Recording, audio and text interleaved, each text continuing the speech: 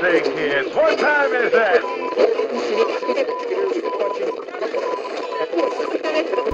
Hey everybody, Keith here from GeekTime TV, and I'm here to go on a bit of a off-the-cuff ramble about streaming and streaming services based on a an article that caught my eye this week, and I wanted to think about it a little bit before I made this video. And I'm sure you're probably wondering what this Cheers has to do with it. It has nothing to do with it, nothing at all.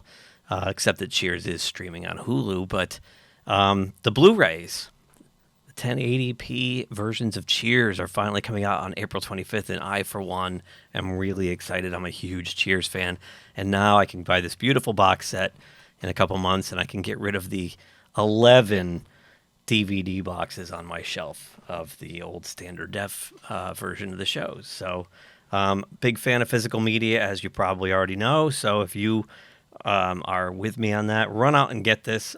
It's going to retail for like $125. I would wait a little bit. It'll probably come down under $100 relatively quick, considering that the show is 40 years old. It's got a very niche fan base, I think. I don't think the younger people really know what it is, even though it is one of the greatest comedies of all time. But anyway, enough about Cheers. Let's get into the topic of the video. The topic of the video, I saw this article on Deadline by Lynette Rice and Nelly Andreeva, posted on Valentine's Day this week. The streaming purge, behind the wave of library content removals and its impact on the creative community. So the streaming thing, it's really got streaming has a screaming, right? It's gotten completely out of control. Let's look into this article first, and then we'll move on to, I have a whole bunch of them here that I want to quickly look at. So, only 10 episodes of the Gordita Chronicles were produced before HBO Max canceled the comedy last summer amid pullback on live-action kids and families programming. But at least creator Claudia Forestieri felt good knowing that new viewers could still find the show on the streamer. Right. Now, we've talked about this in the past. This is what happens. They end up pulling it down. I got several DMs from people who saw it in flight on American Airlines where a few episodes were still available, and they ended up finishing the season on HBO Max, Forestieri told Deadline. But the consolation prize of keeping the show on the platform was short-lived. Less than 5 months after the Gordita Chronicles was canceled, all 10 episodes were removed as part of a library purge that impacted dozens of programs on HBO Max. At least Forestieri wasn't alone in getting the boot. In the last few months, scores of shows have been yanked from various platforms, including Westworld, Raised by Wolves, The Time Traveler's Wife, F-Boy Island. Don't even want to know what F-Boy Island is. The Nevers, Love Life, Minx, and Gordita Chronicles by HBO Max. Dangerous Liaisons, Becoming Elizabeth, and Step Up by Starz. Jordan Peele's reboot of The Twilight Zone, along with Real World, Homecoming, Interrogation Coyote, No Activity, Guilty Party, Kidding, Super Pumped on Becoming a Good God in Central Florida, American Rust, The Harper House by Showtime and Pantheon, 61st Street, and Moonhaven by AMC+. The library content slimmed down is probably not over yet. Speculation is that Disney could be next. Just last week, CEO Bob Iger said Disney is targeting $5.5 billion in cost savings, including $3 billion in non-sports related content. It is unclear whether the $3 billion could involve removing library titles on Disney Plus or Disney-controlled Hulu, but that's still considered a possibility. Netflix may get into the act too. So far, the streamer has been removing titles when license agreements expire, as well as the case with the news yesterday that Netflix will be bidding farewell to the 20th TV Disney-produced Arrested Development. Otherwise, there has been no mass cleaning of any library content, but that could change. So I'm going to stop there. Yeah, the streaming thing has everything has a tipping point. I think we've hit a tipping point with the streaming services, and it's a bummer. Arrested Development, because that is really good. Not the original seasons they posted on Netflix, and I think that was a victim of kind of what I thought was a victim of the Orville this year. When you don't have time constraint because of advertising, you tend to bloat out the shows. So, you know, instead of a tight 22 minutes, they're going 37, 34, and it's got a lot of filler in it, and it just seemed off. You've got to be a little bit more precise with your editing when you've got to deliver it on a certain airtime running time. So anyway, so yeah, these streaming services are starting to lose money. So here's a list of canceled shows for Netflix coming up this year: 1899, Inside Job, The Chair, Paranormal Park, Uncoupled, Juvenile Justice, Hot Skull. And these are all the shows, and I'm not going to read this list, but you can see here all the shows that are in danger of being cut from Netflix. And why is that? Well, Netflix recently decided that they were going to purge all the people sharing passwords and force you to pay more for their service.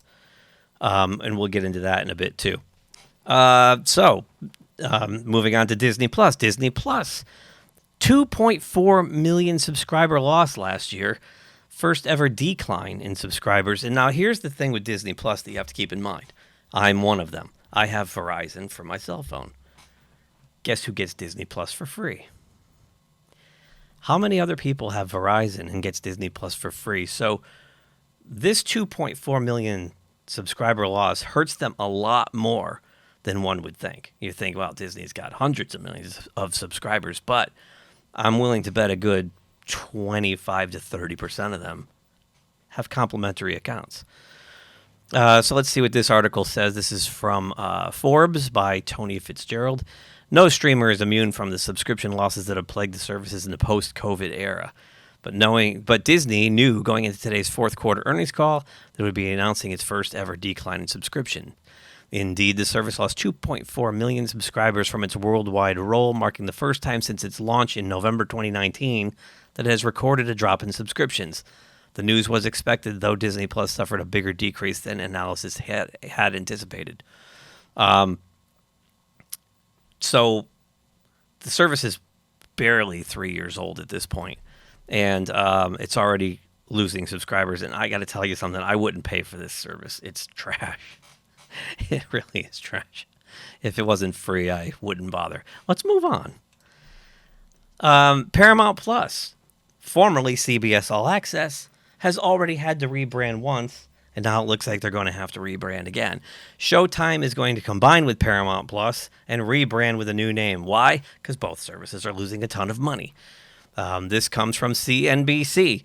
Paramount Global is further joining its streaming and cable TV business by combining its Showtime TV network and streaming service Paramount Plus. The company said Monday, now Monday being back end of January, that it plans to integrate Showtime streaming service fully into Paramount Plus, its marquee standalone streaming platform, in response to the streaming wars. But the union doesn't stop there. As part of this integration, the premium cable TV network, known for shows like Yellow Jackets, Billions, and Dexter, will be rebranded as Paramount Plus with Showtime.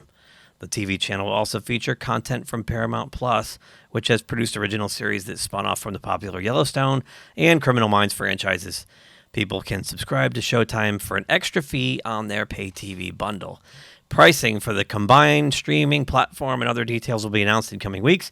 The Paramount spokesman said Monday, back in January. Paramount Plus starts at $4.99 a month, and Showtime streaming service is $10.99 a month. A bundling offer of the two already exists, beginning at $11.99 a month. In November, Paramount reported that Paramount Plus, that's a tongue twister, had 46 million customers. The company reports fourth quarter earnings February 16th, so that was literally like 2 days ago, so I do not know what those are. Network here, back to Netflix's password sharing crackdown. Andy Meek here on MSN. This is an interesting thought. I haven't read this article, but it could be the worst possible moment. We're seeing big tech layoffs across the board. We are seeing Hollywood taking on all kinds of losses at the box office. And now Netflix figures they want to become the streaming sheriff and this password sharing thing. Now, there's two ways to look at this, in my opinion. One, could this really hurt them? Now asking everyone to pay, I guess they have tiered pricing for anywhere from $9.99 to or $7.99 up to $20 a month. individually, or are all the people leaving, they're broke ass anyway, and they don't pay for crap because they live in their parents' basement and they pass passwords around and steal things. So they're probably not going to pay for it anyway and never were going to pay for it. So maybe it won't hurt them as bad as we think because their paying subscribers will probably stay right around the same. Then the news came out about a week ago, I guess this was. Yeah, February 9th. This is on Variety by Todd Spangler. Not to be confused with Egon Spangler from Ghostbusters. That was Spangler, not Spangler, but you know. Disney CEO Bob Iger on potential Hulu sale. Everything is on the table right now. So now Disney, again, going back 2.4 million subscribers, they went all in with their chips on the streaming service. And I don't think Disney Plus ever amounted to what they envisioned that it would. And now, again, when you lose 2.4 million subscribers on top of the fact that a lot of them are getting it for free, myself included, that really hurts them right in the back pocket. Not only that, but let's face it, the Star Wars film started declining, losing box office. In fact, by the time Rise of Skywalker came out, it was 50% less profitable than Force Awakens. So this hasn't turned out too well for Disney in the last couple of years, and that's what you get for trying to buy up everything, right?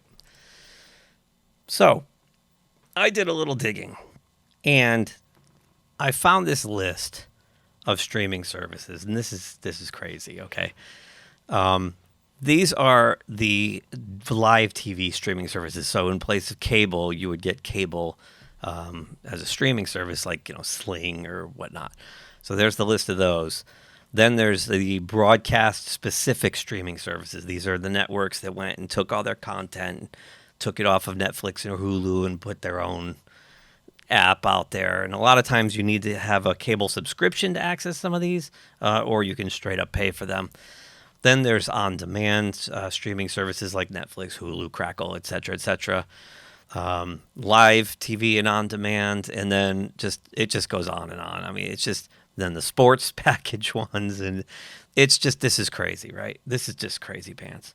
So I did a quick little, back when we did Tuesday Night Mayhem, I had done a cost analysis of all these streaming services. And I pulled the plug on my DirecTV back in 2012. I did this big cost analysis, and I came up with basically I could get 80 to 85% of stuff I watch through at the time Netflix, Hulu, and was there anything else? I was using maybe Prime Video and a couple of the free things, and then get an antenna, and I could get the local channel. I could get almost everything I needed by cutting the cord. And I saved at the time, I think the streaming cost was somewhere up maybe $30, $35 total. If I got like the MLB package or a sports thing, you could throw that in. It made it maybe almost $50 a month, maybe. And I was getting rid of a $200 plus DirecTV bill.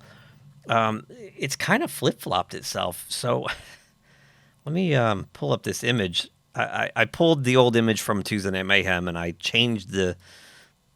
updated it a little bit. This is basically based on a couple of things. One, if you got all the top tier offerings, commercial-free offerings, ad-free offerings, and I'm not taking into account bundles like Disney, Hulu, ESPN bundles, $13.99. I'm just assuming that you don't know that, or this is what they cost individually, and I'll have to get my face out of there. Let me get my face out of here. So here it is. So I took random 12, and totaled it up, and it's $115.91.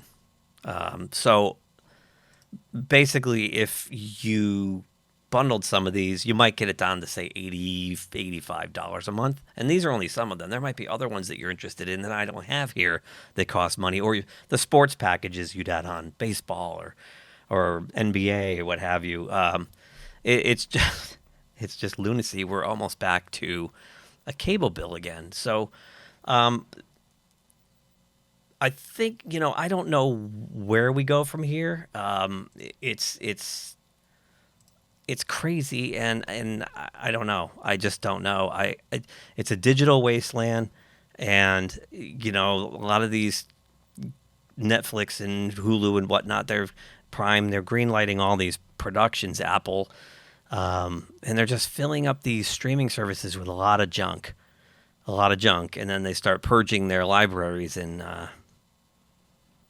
you know, it's all gone. I mean, this show right here, I never saw it, but the show they're talking about in this article, the Gordita Chronicles, 10 episodes. Like, what was the return on investment for that? I don't know. I don't have the solution, but I think we're definitely at some kind of a tipping point. I think this whole streaming thing has gotten out of control. It was a lot easier when all the networks and all the movie studios just leased their IPs to Netflix and Hulu, and there was a couple of them that you paid for, and everything was there, and you didn't have to go crazy looking all over the place, a la carting it from there. But I don't know. I don't know what the solution is. You tell me. I give up. So anyway, that's all I had to say. I'm sorry that I couldn't provide any concrete way out of this. I just think you're going to see a lot of these things collapse. You're going to see collapses in consolidation, and it looks like Comcast will be buying Hulu back maybe. I don't know. So anyway, with that, I'm out of here.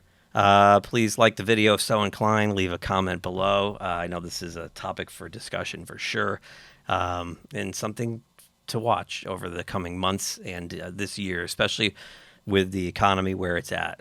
It's going to be really interesting to see where we end up. So anyway, that's all I got. I'm going to take off. Got to go to a hockey game. I will catch you guys later. Have a great weekend, week, month, year. I will see you soon. Bye-bye. If you enjoyed this video, please give us a thumbs up below. Also, please subscribe to GeekTime TV. It really helps us grow the channel. And make sure you hit that bell icon in order to receive notifications every time we drop new content here. You can also check us out on social media on Twitter, Facebook, and Instagram at GeekTimeNet. Thanks again for watching. We will see you soon. Say, kids, what time is that?